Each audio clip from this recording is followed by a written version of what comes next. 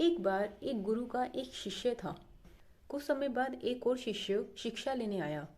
दूसरे शिष्य ने थोड़े समय में ही पहले शिष्य की तुलना में काफी कुछ सीख लिया। पहले शिष्य ने जब यह देखा तो उसे काफी दुख हुआ। उसे लगा कि गुरुजी उसकी तरफ ध्यान नहीं दे रहे हैं।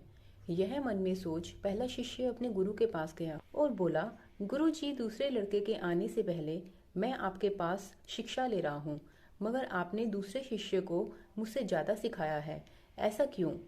गुरुजी कुछ देर तक चुप रहते हैं, फिर कुछ सोच समझकर बोलते हैं, मैं तुम्हें एक कहानी सुनाता हूँ, पहले इसे सुनो। शिष्य राजी हो गया। गुरुजी ने कहानी सुनाना शुरू किया और कहा, एक बार एक यात्री रास्ते से जा रहा था और उसे प्यास लगी। उसके पास पानी नहीं था, इसलिए इधर उधर देखने लगा। कुछ दूर चलने के बाद उसे एक कुआं मिला, मगर उस कुएं के पास ना उसे कोई बाल्टी मिली और ना ही रस्सी। वह बिना पानी पिए आगे बढ़ गया। थोड़ी देर के बाद एक और यात्री उस कुएं पर आया। उसने कुएं में झांका तो देखा कि कुएं में पानी है, मगर वहां बाल्टी और रस्सी ना देखकर वह इधर उधर देखने लगा।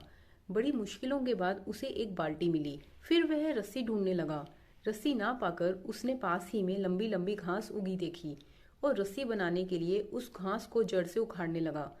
घास की आपस में गांठ बांध बांध कर उसने रस्सी तैयार कर ली। उस रस्सी के सहारे उसने कुएं से पानी खींचा और अपनी प्यास बुझाई और वहां से चला गया। गुरु ने ये कहानी सुनाने के बाद शिष्य से पूछा, अब बताओ, तुम्हारे अनुसार कौन सा यात्री अधिक प्यासा था? शिष्य ने तुरंत उत्तर दिया, द्वितीय वाला।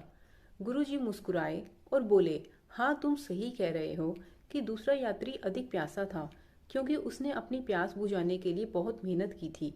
ऐसा ही कुछ तुम्हारे साथी के साथ भी है।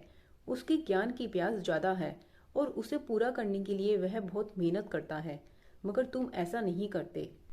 ये कहानी सुनकर शिष्य को अपने प्रश्न का उत्तर मिल गया और उसे अपनी गलती का एहसास भी हुआ और वह उसी दिन से कठिन परिश्रम करने लग गया। तो दोस्तों, आपके जीवन की हकीकत भी कुछ ऐसी ही है। यदि जिंदगी में आपको कुछ प्राप्त करना है तो उसके लिए बहुत मेहनत करनी होगी।